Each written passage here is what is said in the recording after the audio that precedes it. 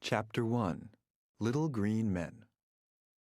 Is there intelligent life beyond Earth? Scientists are trying to find out. Do you think there are aliens that live on other planets in the universe? What do you think they look like? In science fiction books and Hollywood movies, the aliens are often little green men with long, thin bodies, very large eyes, and hands with only 3 long fingers. They travel in flying saucers. In some movies, like E.T. the Extraterrestrial, the alien is very kind and friendly. In other movies, like The War of the Worlds, the aliens are dangerous. They want to kill everyone on Earth. No one knows what aliens really look like, or if they really do exist. However, some scientists think that the universe is so big that intelligent life must exist beyond our world. But scientists are not waiting for aliens to come to Earth in flying saucers. They think that the first contact with aliens will be with messages. So scientists are trying to find messages from aliens, and at the same time, they are sending messages. They hope that their messages can be the beginning of communication with aliens. The scientific way to say aliens is extraterrestrial intelligence. Extra means out, and terrestrial means of Earth. So extraterrestrial intelligence means any intelligent life form that lives outside of Earth. Do you think aliens will receive our messages? Will they communicate with us in words or in another way, like musical sounds? That's what the aliens did in the movie Close Encounters of the Third Kind. Chapter 2: SETI. Communicating with extraterrestrial life forms is not just science fiction, it is real science. In the 1997 movie Contact, a scientist is trying to find proof that extraterrestrial life exists. She uses a special radio to listen for messages. One day she hears messages from a faraway star. The messages tell her how to build a machine that will let her travel to that star. Does this sound like a strange story? Well, it's based on the work of real people at a real organization that wants to make contact with extraterrestrial life forms. It's called the SETI Institute. SETI stands for Search for Extraterrestrial Intelligence. SETI has many important scientists. They are trying to find out if there is life in the universe beyond Earth. The SETI Institute was started in 1984 in California, USA. But the search for extraterrestrial intelligence started earlier. In 1960, a young radio astronomer named Frank Drake started the first search for signals from other solar systems. He used a 26-meter antenna, but he didn't hear anything. Many other scientists, however, were interested in his research. In 1974, the famous Arecibo message was sent from a 305-meter antenna. It was the strongest message ever sent. The message was a simple picture. Scientists think prime numbers may be easier for aliens to understand. So the picture is 73 lines of 23 characters per line. 73 and 23 are prime numbers. The picture shows a person, our solar system, DNA, and some of the chemicals of life. 10 years later, a group of scientists started the SETI Institute. Today, SETI does many different kinds of research. One part of SETI uses radio to listen for messages from other intelligent life forms. Why radio? People started sending radio signals into space about 100 years ago. We do it every time we turn on a radio, a TV, or use radar. So, maybe other intelligent life forms send out radio signals too. Maybe one day we will hear alien radio programs. The SETI Institute also uses telescopes to look for extraterrestrial intelligence. What do they look for? Short but strong lights that are not natural. They think these lights could show that aliens are trying to send signals to us.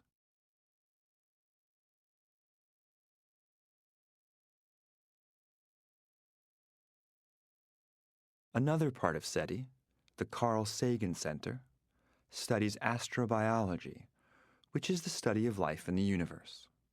They want to answer these questions. Where did we come from? Are we alone?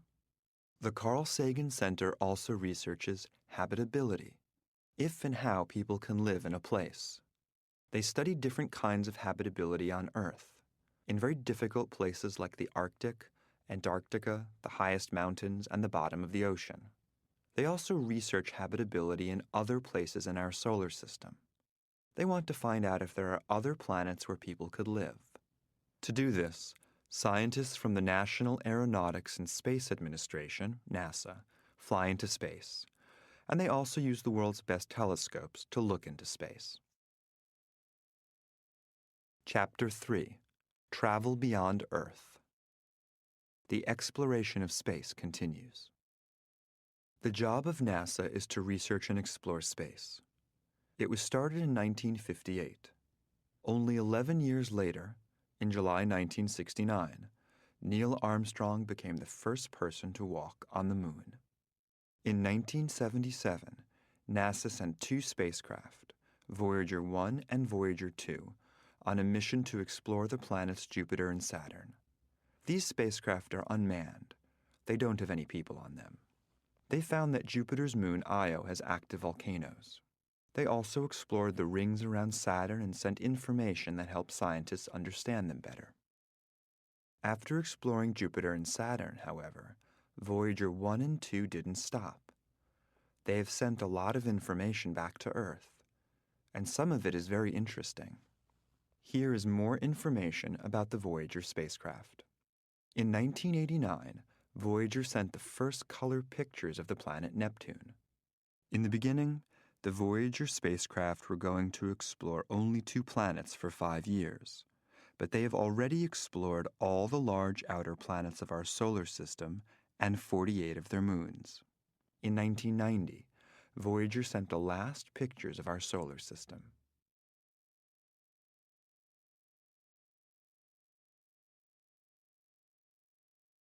In 1998, Voyager 1 became the farthest away man-made thing in space. As of 2014, the Voyager mission is in its 38th year. The spacecraft are now past Pluto and out of the heliosphere, the area around the Sun. They are still sending information back to NASA. But what about searching for and making contact with extraterrestrial intelligence? That is a part of the Voyager mission, too. Both Voyager spacecraft have the golden record. It is a greeting to any life forms that Voyager meets. The message is carried by a 305mm record made of the metals gold and copper.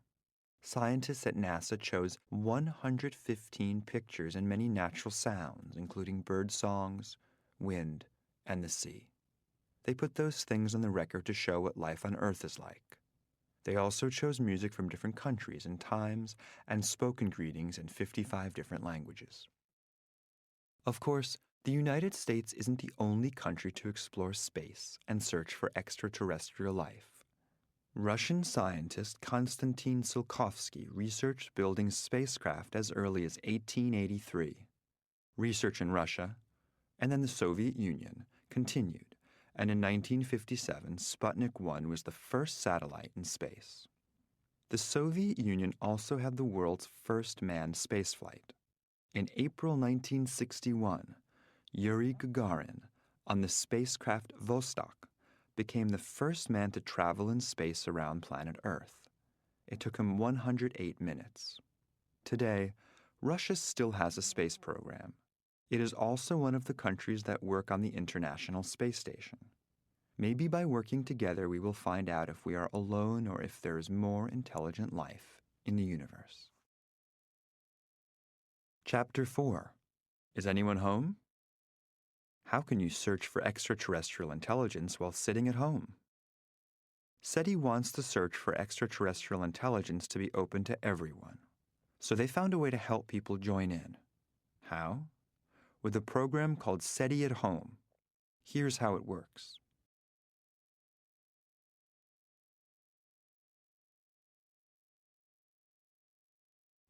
SETI usually uses large computers that study data from very big radio telescopes like the one in Arecibo. But these computers don't have enough power to study all the data that they get from the telescopes. They only study the strongest signals. To study all the signals they get, from the weakest to the strongest, they need a much more powerful and much more expensive computer. So that's where you come in. The SETI at Home project wants to borrow your computer when you aren't using it. How can they borrow your computer? They give you a screensaver. When you are not using your computer, the screensaver gets some data from SETI and puts it on your computer. Your computer then studies the data and sends the information back to SETI. As soon as you want to use your computer again, the screensaver stops studying the SETI data. Then, when you stop using your computer, the screensaver starts studying the data again. In this way, SETI at Home is made up of many small home computers, all studying different pieces of data at the same time. It's almost like having one very big computer. So with all the scientists, telescopes, radios, and computers, have we made contact with extraterrestrial intelligence? Or have they tried to make contact with us? Maybe. The WOW signal. Ohio State University, USA, August 15th, 1977. Astronomer Jerry Eman is looking at some data from a radio telescope called the Big Ear. Eman sees a group of numbers and letters that are completely different from anything scientists have seen before. Is it a signal from space? The signal is loud and it lasts for 72 seconds. Then it stops. Eman writes, "Wow," next to these numbers and letters. Scientists looked and looked, but they could never find the same signal again. Was ET trying to call us? Or was it a wrong number? The Roswell aliens. Roswell, New Mexico, USA, July 8th, 1947. A flying saucer falls from the sky and crashes on a farm. Inside the spacecraft are some aliens. A newspaper tells the story. But later that day, the Army says it wasn't a flying saucer. It was a weather balloon. And there were no aliens.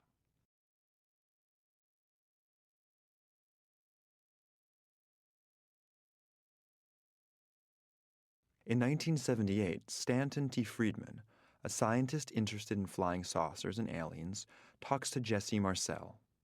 In 1947, Marcel was a U.S. Army official at Roswell. He says there was an alien spacecraft and that the Army took the aliens to study them. Other people come forward and say that they saw aliens too, but the Army repeats its story. It was just a weather balloon. Some people think Roswell shows that aliens exist, but there is no proof. Chapter 5. What do you think? People have different ideas about alien contact. How do you feel about it? How do you feel about contact with extraterrestrial life forms? Do you think we should try to contact aliens?